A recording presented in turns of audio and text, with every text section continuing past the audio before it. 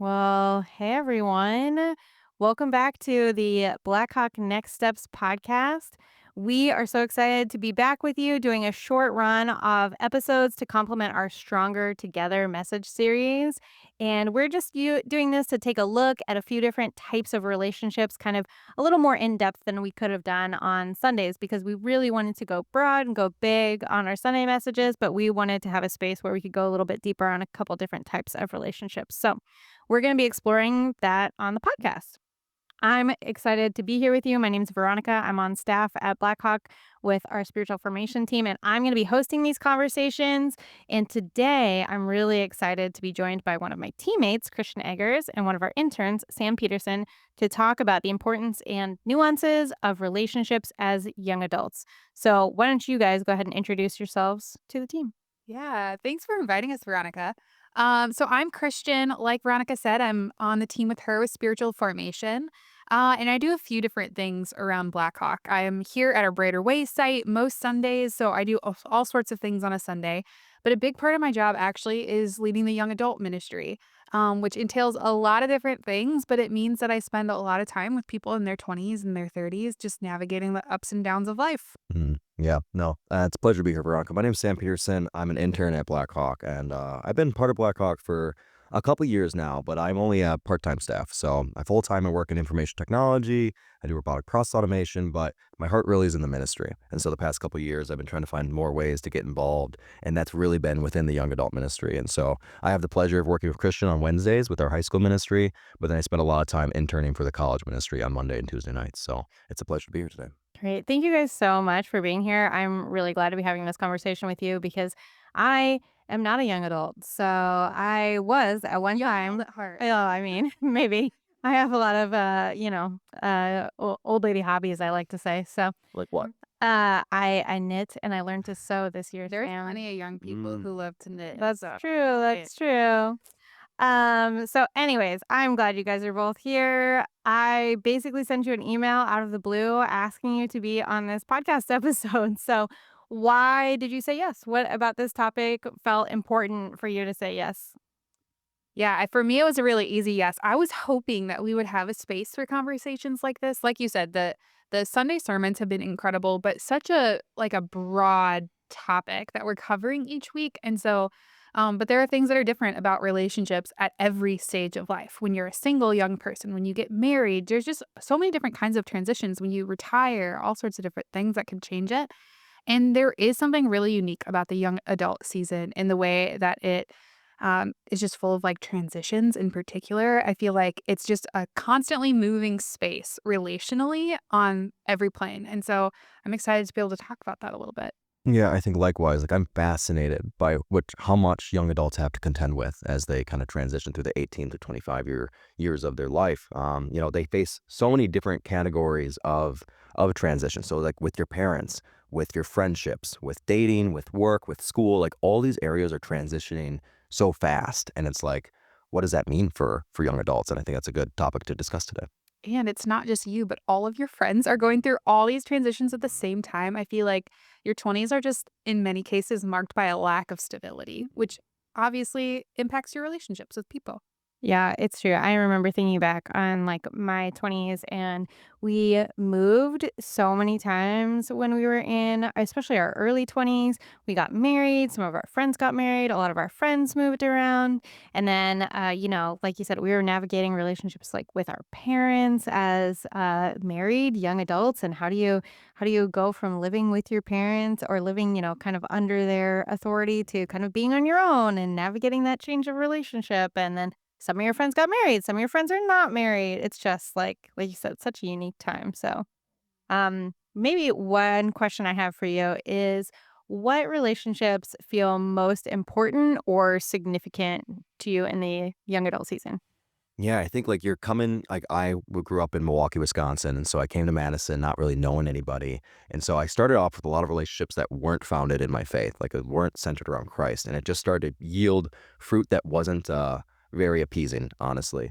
And so as I started to find relationships, really any relationship that was rooted with Christ at the center, that was what really helped me navigate the ups and downs of young adulthood. And like I said, this isn't just restricted to people who are young adults. So for me, back in 2023, I joined a radical mentoring program, and this is like a branded mentoring program where I went to people that were 2 or 3 seasons ahead of me, men that were 2 or 3 seasons ahead of me, and I got to see what it looked like for them to have a faith and be in community with people that are really deep in their faith.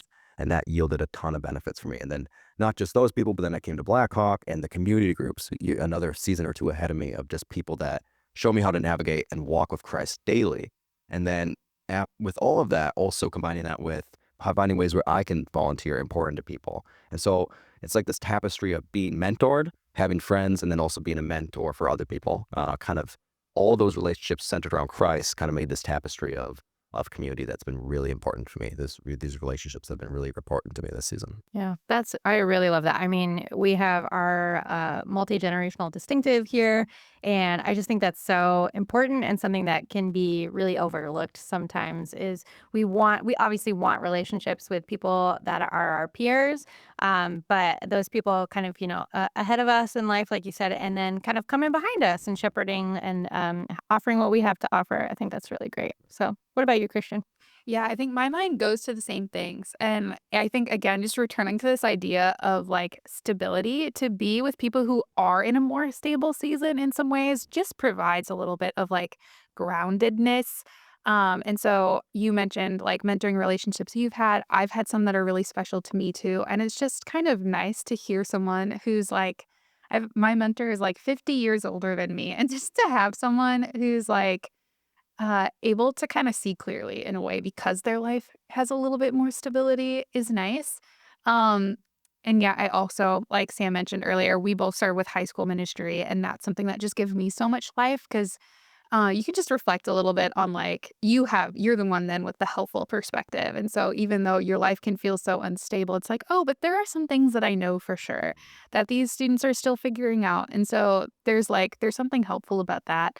But yeah, I do kinda think about the categories of, like, people who are in a different stage than you and people who are in the same stage, whatever that may look like. So, for me, for example, I have a lot of my friendships I'm on the younger end in most of my friendships, and so I'm the last single friend in a lot of my groups, which is interesting and weird and beautiful in a lot of ways, and challenging. So it's important to me to also like maintain relationships with people who understand what it's like to be a single young adult and the unique challenges of that. I like sharing that with my friends who are no longer in that season, but there's like parts of my life that they don't quite get in the same way and vice versa. And so I think it's probably important for both of us that we have friends that are in similar and different seasons. I really want to highlight like that word you said earlier, like stability in people that in relationships that are most significant in our lives. Like think about when you were in college, like everyone, you have no idea where they're going to be in 2, 3, 4 years. And it's like, there's such a lack of stability and people just, they move away, they get a job. Like that's a really good point. Like we should be looking to the church to find like stable relationships that are going to be with us as we navigate life. And I like that you highlighted that. Yeah, and in church in particular, it's, like, helpful to have even, like, the eternal mindset of, like, "Okay, this person may only be in my life in this way for a couple of years." I mean, it's just the reality in Madison, and it doesn't end in college years, but the average young adult only lives in Madison 2 to 5 years at most, and so think about that as a young adult, like, you don't know if you're staying, and even if you have, like, I have made the decision to, like, plant myself in Madison in a way, my friends are, like, turning over constantly. I've had to kinda start over a few different times in my life, which is really challenging. But just a word to the young adults who are in this season, just to say, like, invest anyway. Again, even, like, keeping that eternal perspective of, like, there's something that we both gain from being in one another's lives and investing deeply, and the investment's not lost when they move away. It changes, and that's hard, and I wanna, like, validate that it's really difficult to go through that. I just turned 30, so I've been through this many times now, I feel like, in my 20s. Hopefully, I'm done with it, but, anyway, but it's still so worthwhile to do the deep investment work, when you consider that, like, there's an eternal perspective to be had there. Yeah, I agree. I think as someone who is kind of on the other side of that, where we moved around a lot while my husband was in grad school and just after. And there were a couple of times where we moved somewhere knowing we would just be there for a year. And it was so hard to find people that wanted to have a relationship with us because they knew it was temporary. And just like how lonely and isolating that felt in the moment. And then just thinking about like what we would have missed out on if, what we did miss out on from some people who said no to those kinds of relationships. But then thinking about the relationships that we did have during those spaces to the people that said yes, or I had a friend that moved here to Madison just like last year, and they were only going to be here for a year. And because I'd been on that side of it, I was like, okay, let's do this. Like, let's be friends while you're here. And then she moved away. And I'm so sad that she moved away and we still keep in touch. But just thinking about like how much we would have both missed out on if we hadn't taken that step to be friends while she was in town. So I think those skills will serve you later on in life too, if you can kind of embrace that. And I love that idea of having kind of an eternal mindset. Okay, so let's talk about what your like peer friendships look like. How does it look different maybe from when you were in college or when you were younger versus now? Oh my gosh, the first thing that comes to my mind is it takes an immense amount of intentionality to maintain relationships as you get more into your 20s, a little bit past the college age. I know, Sam, you're like in that transitional zone right now. So I want to hear what you have experienced with that. But there's something so fun and special that at least I took for granted in the college years where you're living with your friends and you're seeing them all the time. And there's something so sweet about that season. And then when you start working 9 to 5 and your friends start having babies and doing that, it's like, whoa, okay, it takes an immense amount of intentionality and sometimes creativity and open handedness to what building a relationship looks like. It's no longer sitting in the coffee shop for 4.5 hours together. Like, that's just not possible with most of my friends these days. And so it takes like a different level of, yeah, I would say intentionality and creativity to like maintain relationships as a young adult. I think back to because I'm 23, so I just recently graduated college, and that was from when I was 18 to I think 20. I think graduated I was 20. So I did college in 3 years, and so it was a really weird time for me to be making friends in college because obviously we had COVID happening. So I was only really in person for like a year and a half in college. So I made very few friends. Most of my friends in college were really just people that came from Milwaukee and also went to Madison. So that was who my roommates were. And so what I would say is that because I was not hyper intentional about making community, I was really susceptible to easy community that just kind of came my way. So, like you said, it takes a lot of intentionality to make good community, but that easy community is really right on the surface. Like the people you want to go out with, people you want to party with, all those things. Like that's really accessible to you. And so I found myself with a lot of surface level relationships because in school, like with all the remote and online classing, I didn't make any friends like in the class setting either. So I came out of school and then because it's so expensive to live, when I got a job, I moved back home. And that's a really common thing for a lot of young people these days. It's like, how can I afford to pay these rents? So I moved back to Milwaukee, and that was detrimental to my relationships, to my friendships, because now I'm working remotely in my mother's basement. And it's like, how am I supposed to make friends? Like, and so I think I found myself on my knees before God. It's like, I need community. I don't know exactly how to get that. And so what it became for me was like a posture. It's like I need to be open to any and every opportunity and genuinely open to what God could do with me if I were to offer myself up to him and like, to the community. And so that's kind of what brought me to the radical mentoring program. And then when I brought myself to the radical mentoring program, that brought me to mentors who knew where they could place me based off of where they saw my heart and whatnot. And that led me to meeting Michael Napstead and getting more plugged in with him and having a genuine relationship with him, and then community groups and then opportunities to serve. Like I think what's different about being a young adult is you have to step away from the communities that you're put into, like in school, and like your whole life you're just automatically put into community. And then it's like you said, like now I need to be intentional about my posturing to being in community and pouring into it. It doesn't just come to you, or at least good community doesn't just come to you. So I would say something along those lines. Yeah, putting my like pastoral hat on for a second and thinking about a lot of the different young adults that I get to meet and work with.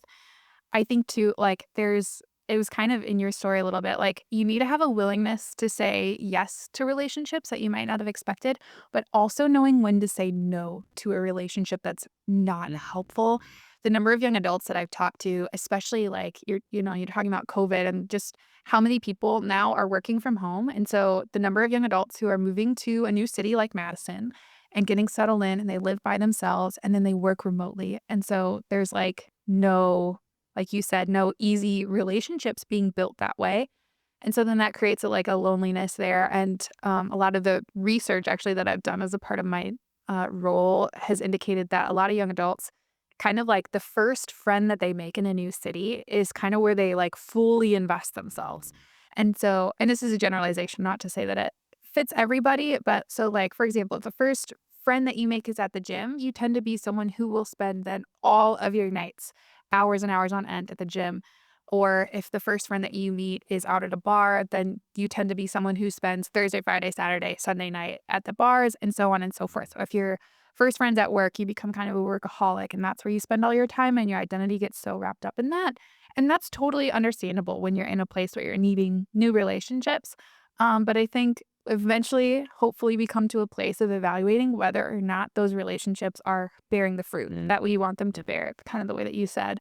And so there's this balance of like, yes, say yes to the opportunities, get into a community group, try something, try a Bible study, try whatever, try intergenerational relationships if you're not finding good peer friendships. Like, so being willing to say yes and try some things, going out and trying college ministry on a Tuesday night or whatever the case may be. But also knowing when to say, you know what, I don't think this relationship's actually worked for me, and being willing to let go of it to pursue something that might be a little bit better. We have to be critical because Pastor Michael put it this way on Tuesday nights. He'll be like, the people you surround yourselves with is who you become. And it's in the Bible, iron sharpens iron.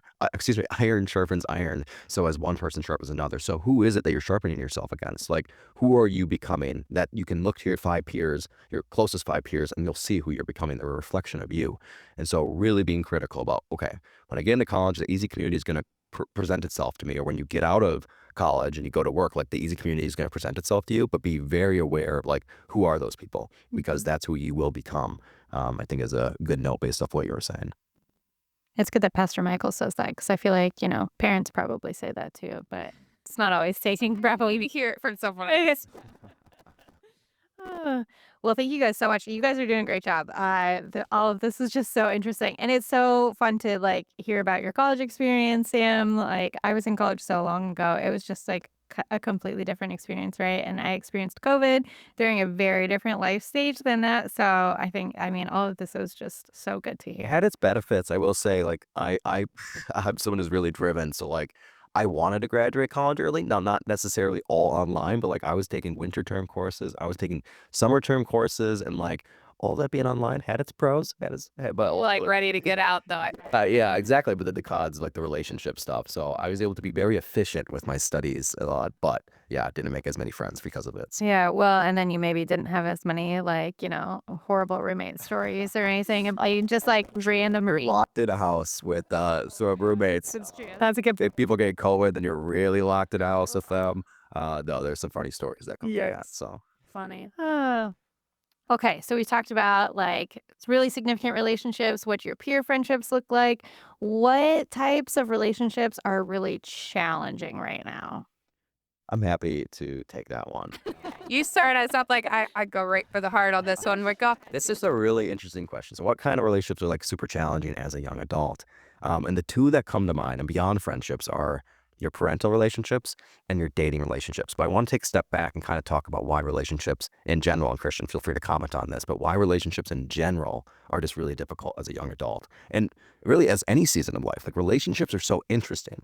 And what I see throughout the young adulthood, and even in my friends that are a season ahead of me, is like relationships are very easy to idolize.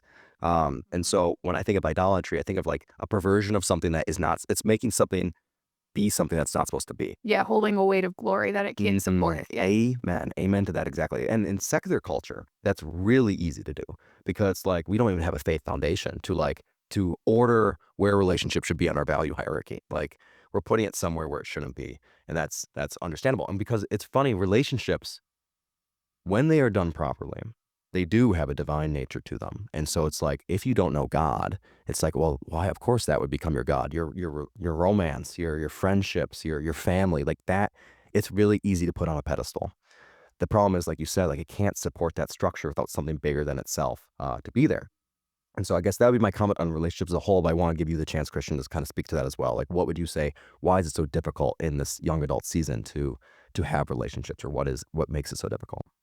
Yeah, I feel like I mean, I don't wanna sound like a broken record here, but I do think the lack of stability is definitely a huge piece, and just considering the fact that, like, young adults today are growing up in a different environment, going through young adulthood in a different environment than generations before us, for all sorts of reasons. COVID, the presence of social media, all kinds of different things that just make relationships broadly more challenging.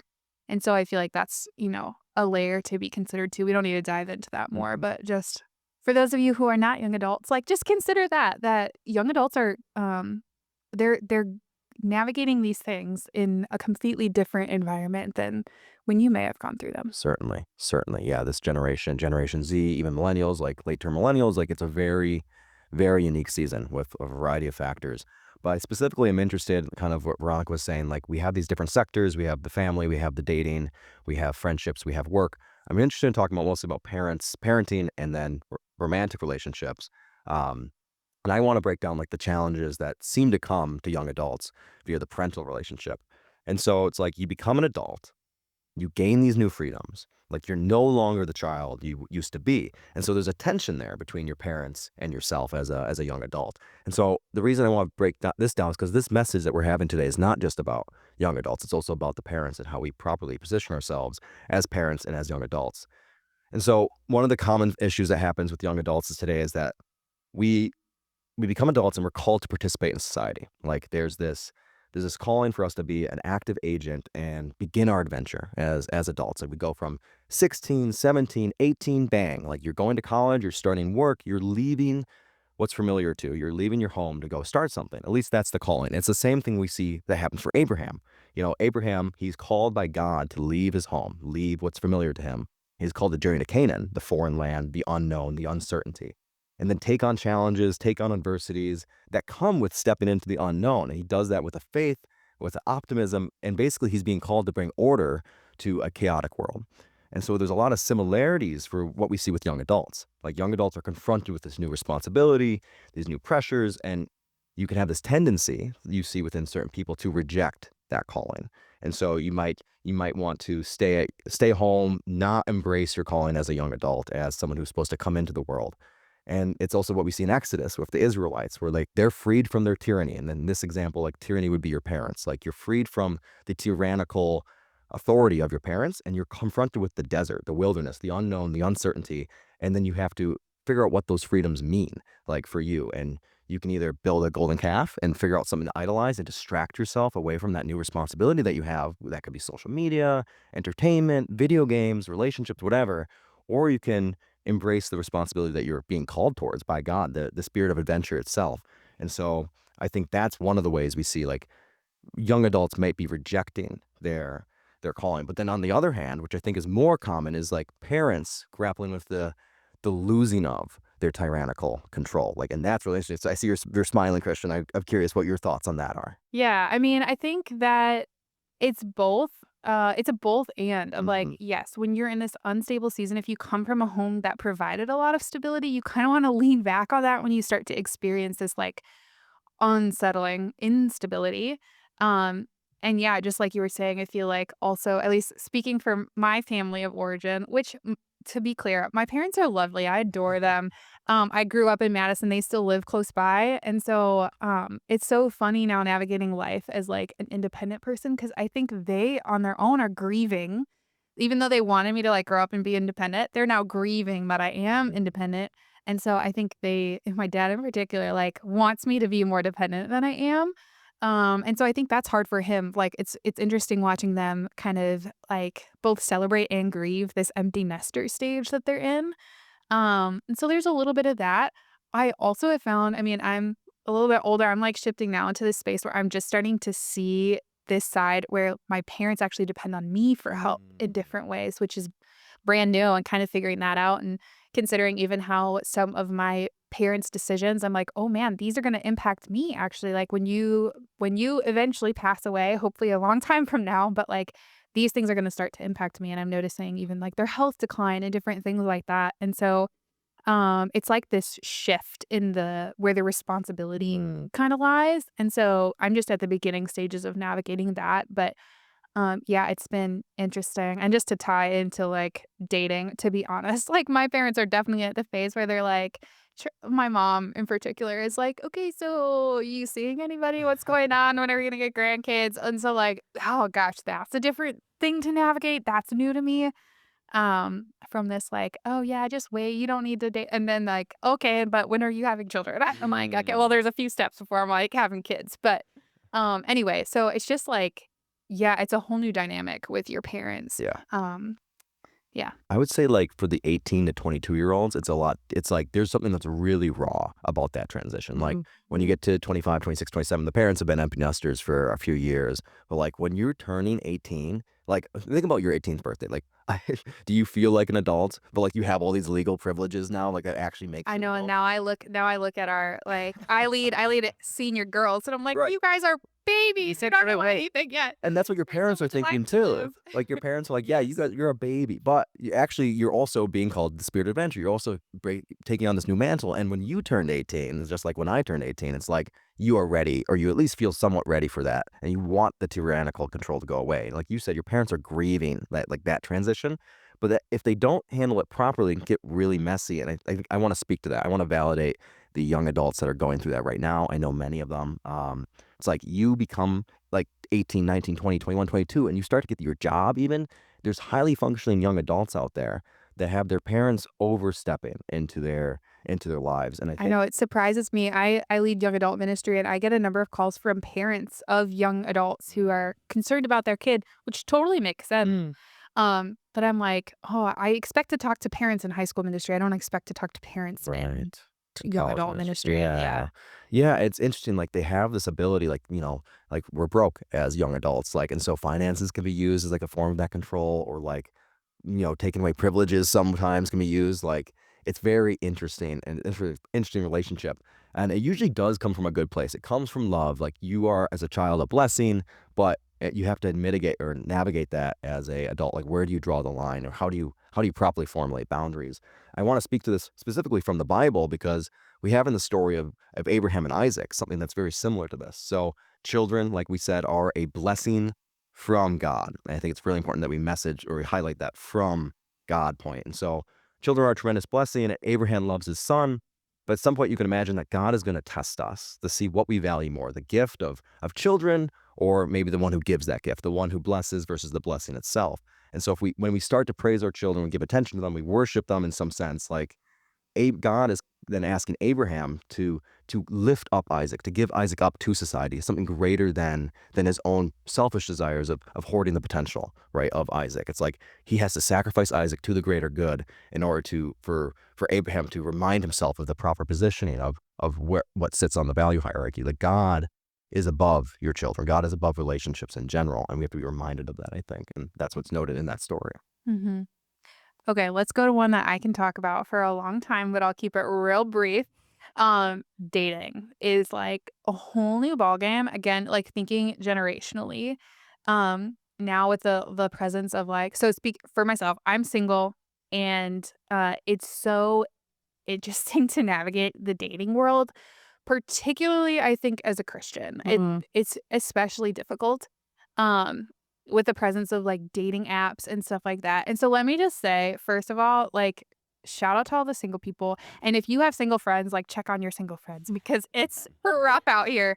There are some things that I really love about being single and some things that I really value about that.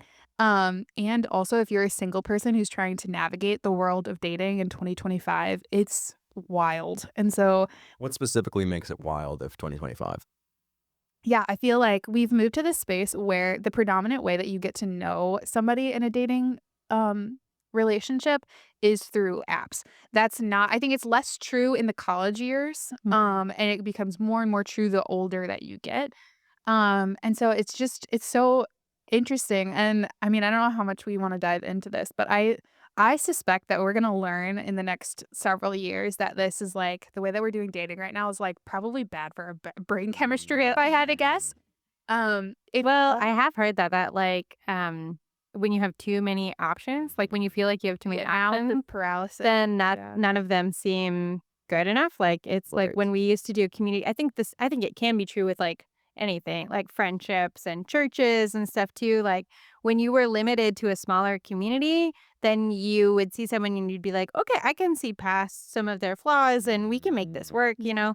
And then but now when it's like, oh well, this person doesn't do X, Y, or Z and Mhm. like they're out. Like I can't accept that. And I do think that There's a is bit part of of it. that. Yeah. I also think just to speak personally, so, like, I've been on apps, I've taken breaks from them, I've done all the things, tried to meet people in person, all sorts of different kinds of things, and the apps are so funny, it almost feels like you're online shopping for a partner, Mhm.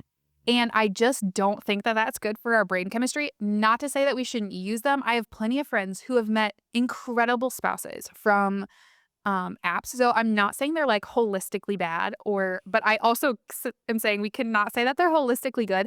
And I just think that they've changed the way that we do relationships. Even again, like I think between as both a volunteer and a staff person, I've been doing young adult ministry for like over 7 years now. And even in those 7 years, I've seen a dramatic shift Mm. from the willingness of people to talk to one another face to face or just boldly ask someone out when they meet them, and I rarely see that Mm. anymore. And it makes sense if you have an app available where you know whether or not someone is available for sure, you know whether or not someone is interested, the fear of rejection, the possibility of rejection goes way down. That's And true. so now that we have this option that feels a little bit safer, a little bit easier, a little bit less risky, I think we've just kind of moved as a society to like prioritize that, to prefer that, and it totally makes sense, I get it, um, and it's really weird and hard, and to be someone who doesn't want that, who kind of, like, rejects that, it almost feels like, "Okay, well, then good luck because that's where everybody is." Right, right. And you mentioned like it's like shopping, like, and that makes a lot of sense because we're like a materialistic culture, and so to have these apps like that pop It up. shows you 5 pictures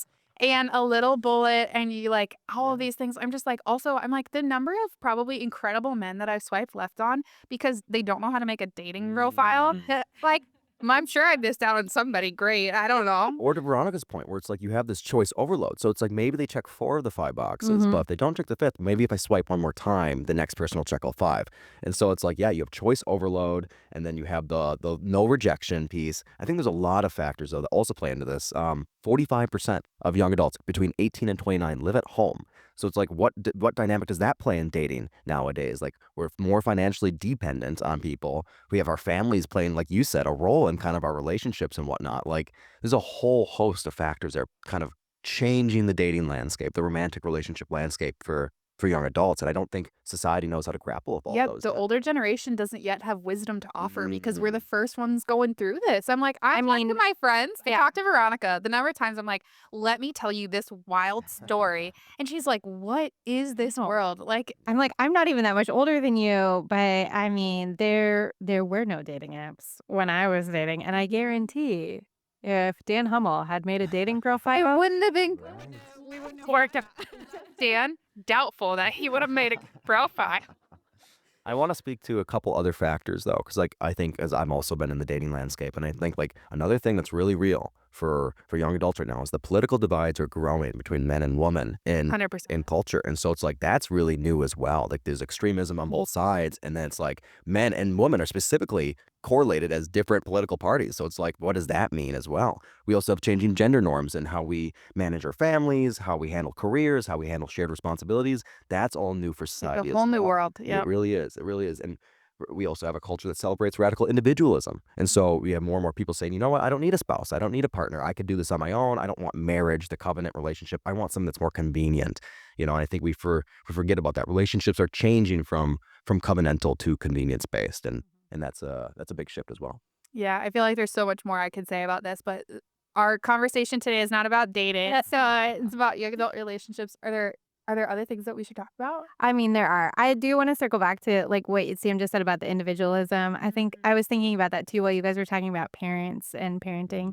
Mhm. And just because I'm curious. We didn't like I should say out loud for all the people listening that we in this room are white Americans. We come from a white ethnic background. I am curious, like, what those parenting relationships are like in different cultural backgrounds that are more communal. Mhm. If they struggle similarly with some of the ways of like individualism versus being part of the family unit.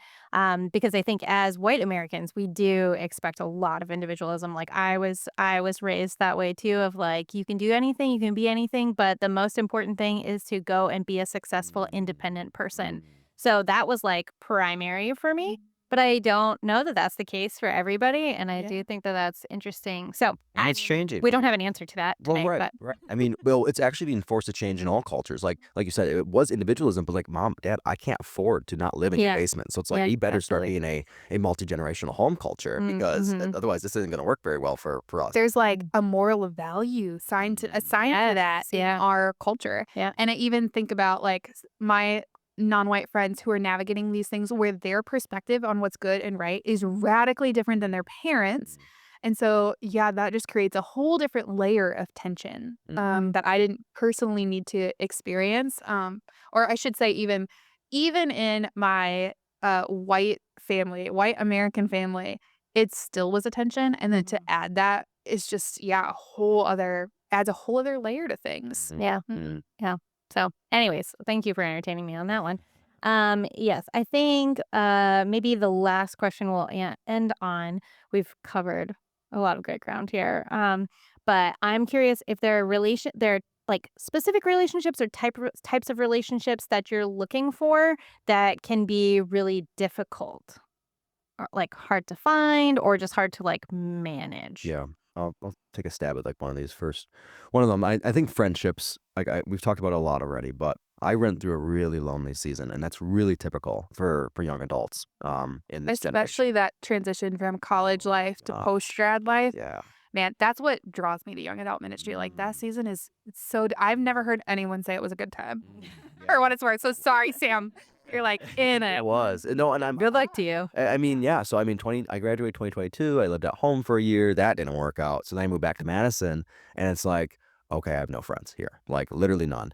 And so thank God for the church because Michael was able to, link up with me and then begin plugging me in. But there was a really rough season where it's like I'm alone. I have no one to talk to. I have no one to hang out with. How do I meet people?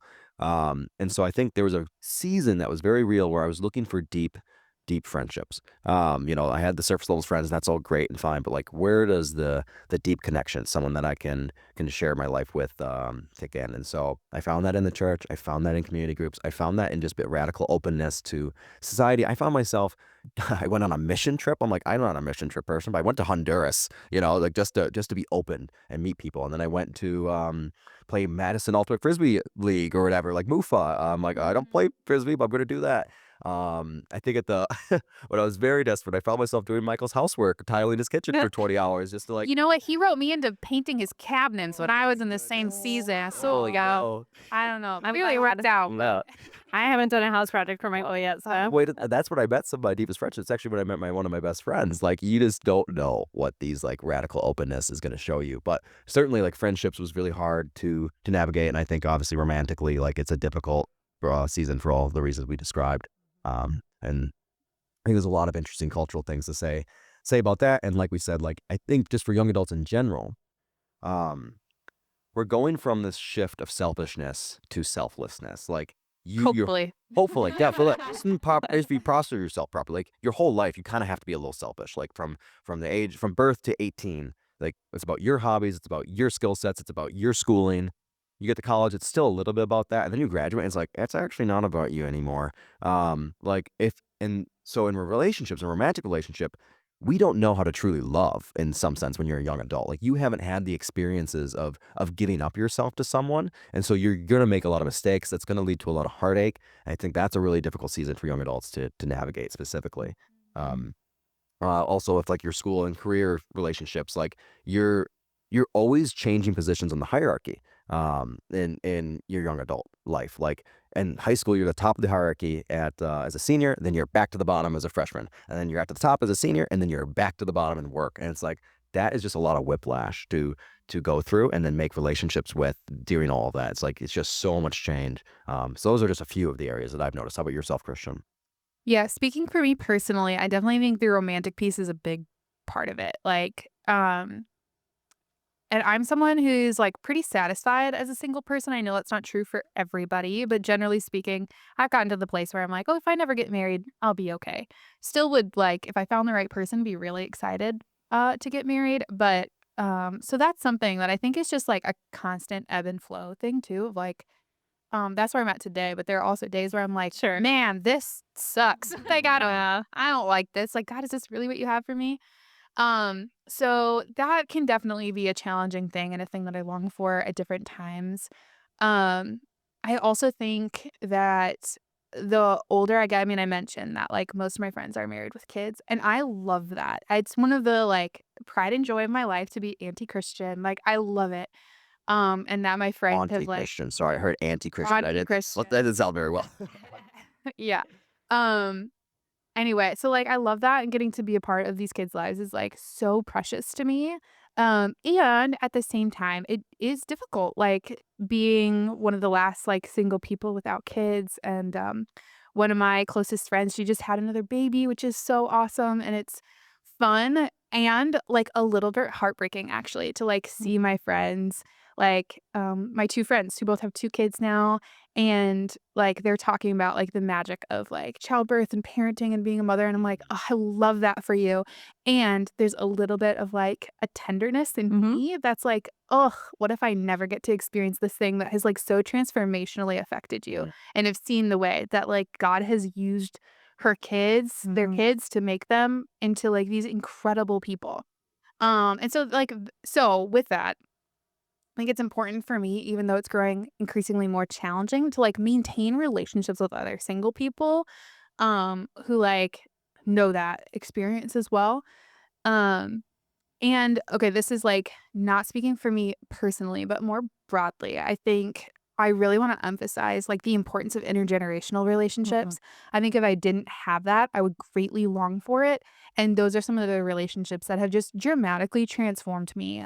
Both like serving those who are in a younger generation, um, and then also being connected with those who are in an older generation than me, and so I would say, like, for those who haven't experienced that, I just wanna, like, so strongly encourage that, like, get plugged in, serve in Be Kids or student ministry or something like that. For me, I've actually I mean, I'm blessed to have these intergenerational relationships, and all of them I've actually found through serving in one capacity or Mhm. another. Being a part of an intergenerational Bible study, Black Hawk Bible studies are intergenerational intentionally, and I just grew so much from that space. And so I feel like that is one of those things that has like kept me from feeling lonely and also just continually God uses those relationships to shape me in such helpful ways and like give good perspective setting Yeah.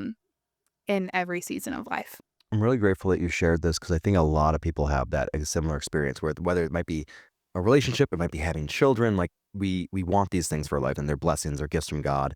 And I think that because you have Christ at your center, like you can see how you're bearing that a lot healthierly than maybe secular culture does. Like some people, like I said, we put it at the top of the hierarchy, but the way you have integrated all with community is a lot of a healthier way of handling that, and you seem to carry that really well. So I appreciate you sharing that. Yeah, I think it's a lot of the work of the Holy Spirit, Mm. to be honest, and also, like, having friends who also don't idolize Right. those things either.